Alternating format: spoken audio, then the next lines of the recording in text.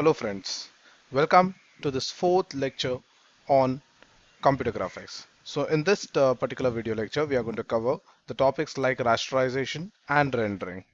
So let's get started. Now, the topics that we are going to cover in this lecture are just two, that is same rasterization and rendering.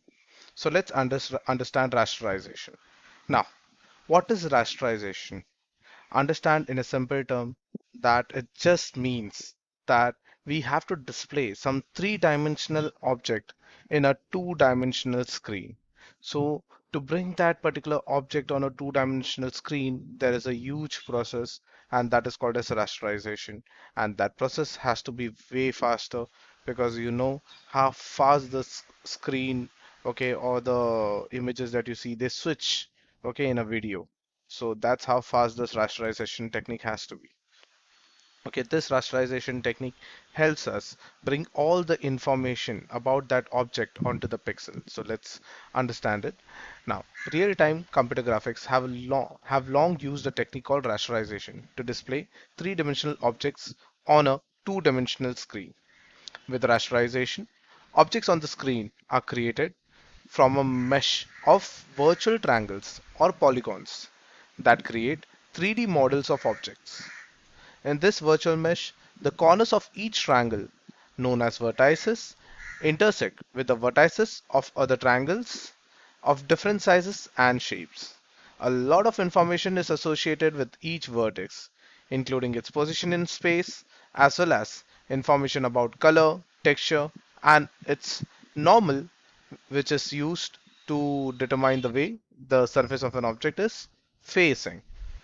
So here you need to understand that whatever object we have in real life, okay, finally when it has to come onto the screen, this rasterization technique uses a kind of mesh, okay, a mesh on which there are virtual triangles, or it can be any shape actually, polygons also we can say, and will understand in the next slide better when we look at the image how triangles are created.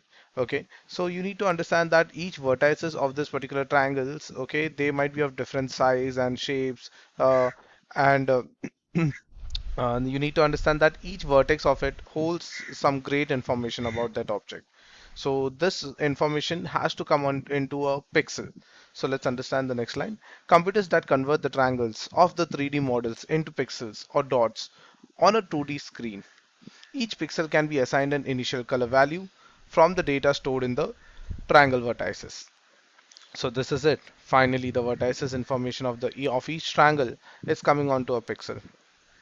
Now, further pixel processing or shading includes changing pixel color based on how lights in the scene hit the pixel and applying one or more textures to the pixel combined to generate the final color applied to a pixel. This is computationally intensive. There can be millions of polygons used for all the object models in a scene, and roughly 8 million pixels in a 4K display. And each frame or image displayed on a screen is typically refreshed 30 to 90 times each second on the display. So you need to understand how much processing needs to go behind. Okay, it's a huge amount of time, huge amount of processing that will take place, but you can understand the kind of resources or devices that we have right now, which can do it within it's a real time. That's how it is. Now, so this is an image where you got to understand that we have a virtual mesh. Okay, now on to from this virtual mesh you can see, okay, when the camera captures anything. Okay, so how does it understand an object? So this is an object. This object, okay, it's taking into like 3 points it is measuring it with, okay, and this is forming a kind of a triangle. So you can understand different objects, so there might be different size and shapes of a triangle. Okay, that's how it might be. Plus, it is also taking the source of light into consideration. Because of the source of light, it understands that there is a shadow that is generated for that object, okay, and at which direction or angle that particular shadow should be.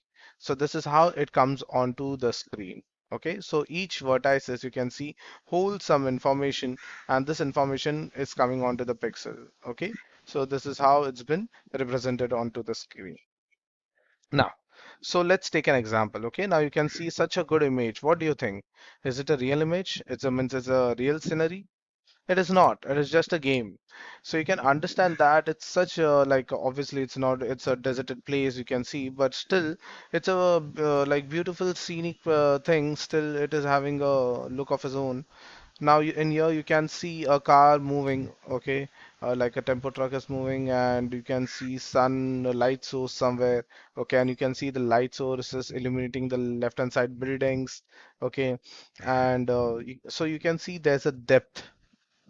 This depth which is there has been created, okay, it's just an illusion, but obviously still you can feel the depth. That is how the image has been rastered onto the screen, okay. So you need to understand that every single object which is shown into the screen, okay, will be like accounted with respect to the light source, with respect to those triangles created, and finally they might have been put up onto the screen, okay. So this is how it works.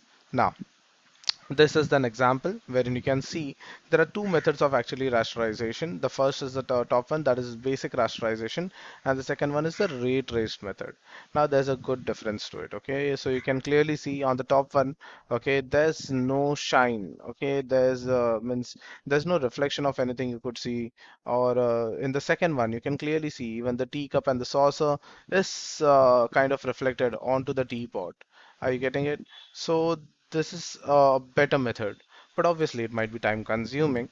Okay, so rasterization method is a simple method, okay, wherein ray tracing method is a bit difficult one. So let's understand, it's not there in your syllabus, but still let's understand the ray tracing method. Now, so what happens in a ray tracing method? So you can see that a particular image, okay, or a particular scene which has been captured by this particular person. Now he's capturing it through a glass, okay, and he's just looking through a glass. So understand, when he's looking through the glass, which is the light source that is working out for him. So the light source is this particular, like, whatever animal it is, okay, he's having a torch on his head, on his helmet, okay, and this is the light source.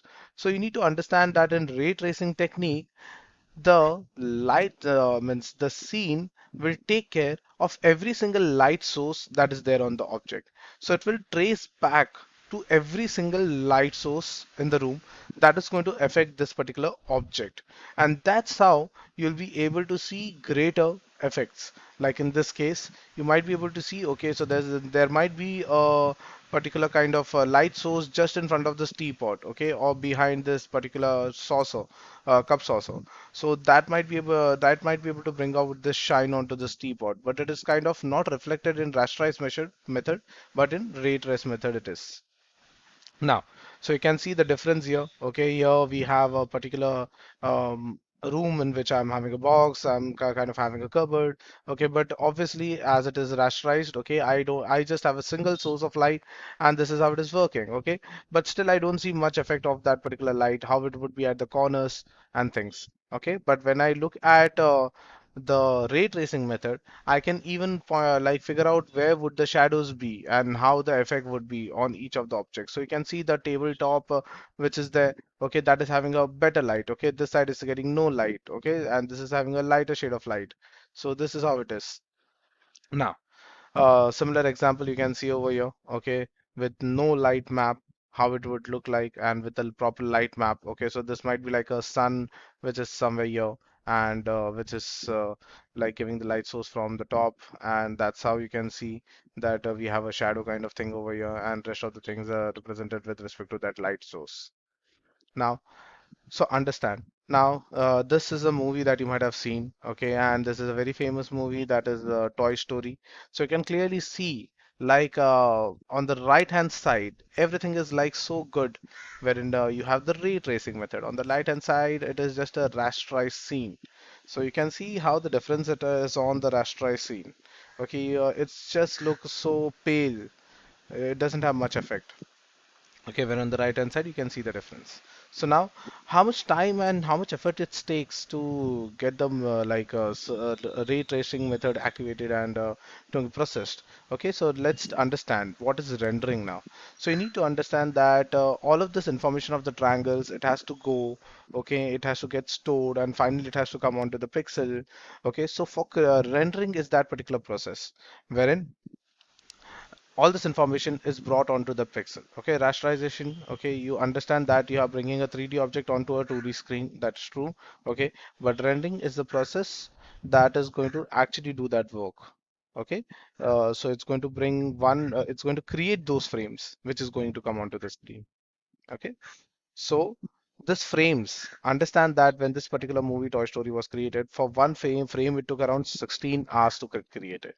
So you know that we have around 24 to 30 frames per second, and you can understand that for 1 second, okay, it might take so much of hours. Because it is 24 frames into 16 hours. So you can clearly see for a 1 minute video, it was leading to around 384 hours. Okay, and if I tell you that finally if I have to render a movie, that means I have to create all the frames together to make that entire movie. So it might take 4 to 5 years to come out just with particular one movie. Okay, so how do we work with it? Understand, we go in a distributed rendering fashion. So we'll say that, okay, some information will be done by one machine, some information will be like processed by another machine. Okay, so the rasterization process will will understand how the 3D object is and get the informations of the triangles, and finally those information will be put onto the pixel, and finally rendering process will take all the pixel and create a particular frame for that. Okay, so this is it. This is the topic of rasterization and rendering. Hope you all have understood. Happy learning. Enjoy computer graphics. Thank you.